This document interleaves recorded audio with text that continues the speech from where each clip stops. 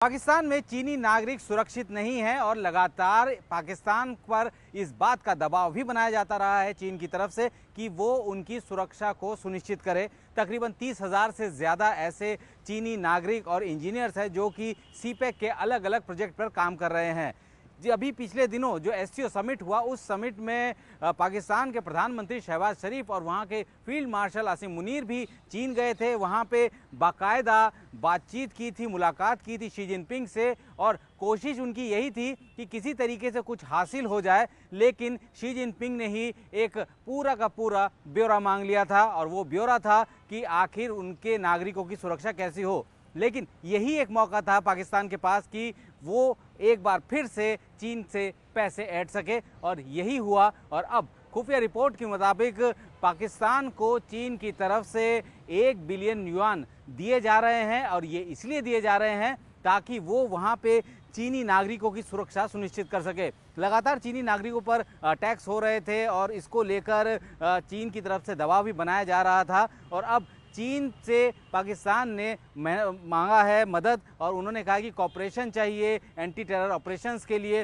और ऐसे में क्या चाहिए होता सबसे ज़्यादा? पैसा। उन पैसों से अब वो हथियार लेगा और हथियार कौन मुहैया कराएगा? चीन। यानी कि सीपेक पर जो काम चल रहा है वो लोन के पैसों पे काम चल रहा है। वहाँ जो इंजीनियर्स काम करते हैं उसी लोन के ज़रिए उनको पैसा भी मिलता है और अब उन्हीं की सुरक्षा के लिए एक नया लोन भी देने की तैयारी हो चुकी है। कह सकते हैं कि चाइना पूरी तरीके से कमिटेड है अपने लोगों के लिए और ऐसे में पाकिस्तान को इस बात का पता है कि यही एक समय है जब वो मोटी कमाई कर सकता है और यही वजह है कि अब चीनी नागरिकों की सुरक्षा के लिए इतना मोटा अमाउंट उनको दिया जा रहा है। हालांकि लोन है और पाकिस्तान तो वैसे भी लोन के बोझ के तले दबा हुआ है। चीन पैसा फेंकता रहता है और चाहे पाकिस्तान के लिए तो ये एक इनाम से बेहतर नहीं है हो सकता और यही वजह है कि अब 1 बिलियन युआन सुरक्षा के लिए, चाइनीज़ नागरिकों की सुरक्षा के लिए दिए जा रही है। इससे पहले जब भी अटैक्स हुए, जितने भी जगह अटैक्स हुए पाकिस्तान में और जितने ऐसे प्रोजेक्ट हैं, तकरीबन 122 के आसपास सीपेक के तहत प्रोजेक्ट बनाए जाने थे और जिन पर काम भी चल रहा है। 2017 में कई सारे करप्शन चार्जेस भी लगे थे पाकिस्तान के ऊपर, लिहाजा कई सारे ऐसे प्रोजेक्ट के लिए फंड देना भी बंद कर दिया था।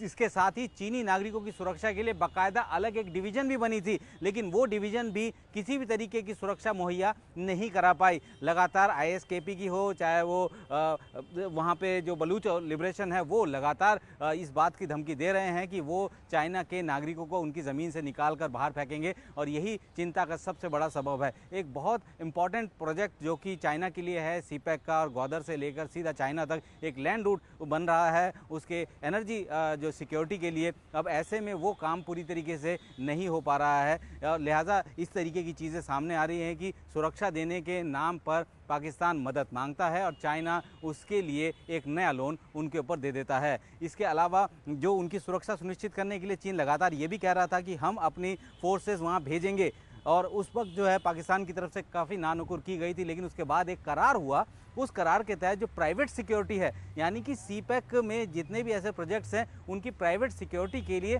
चीनी सेना के रिटायर्ड ऑफिसर जो कि वहाँ पे इस तरीके की सिक्योरिटी एजेंसी चलाते हैं उनको उसकी जिम्मेदारी दी गई। 2 थार कोल ब्लॉक हैं, वहाँ पे 60 के करीब ऐसे प्राइवेट सिक्योरिटी के गार्ड्स तैनात किए गए हैं जो कि चीनी नागरिकों के इनर सर्कल में मौजूद रहते हैं और आउटर सर्कल में पाकिस्तान की फोर्सेस और उसके बाद पुलिस। तो अब पाकिस्तान कोशिश में लगा हुआ है कि किसी भी तरीके से ये जो नाराज़गी है चीन की उनके नागरिकों की सुरक्षा को लेकर उसको जो है दूर किया जा सके और उन्हीं के पैसों से दूर करने का एक और नया रास्ता उनको मिला है। यह पहला देश है जहां पे कि अगर एक भी चीनी नागरिक पर हमला हो जाता है तो वहां के प्रधानमंत्री वहां के दूतावास में तलब कर लिए जाते हैं और ऐसे में जब भुखमरी के हालात हो और हथियारों की उसको सबसे ज़्यादा ज़रूरत हो तो ऐसे में ये एक विन विन सिचुएशन है पाकिस्तान के लिए कि वो एक बार फिर से ज़रूरत उसने क्रिएट की और उसके बाद उसकी ज़रूरत के हिसाब से लोन लिया और इस लोन को जो चुकाएगा वो है वहाँ की आवाम, जिसका उनको इस लोन से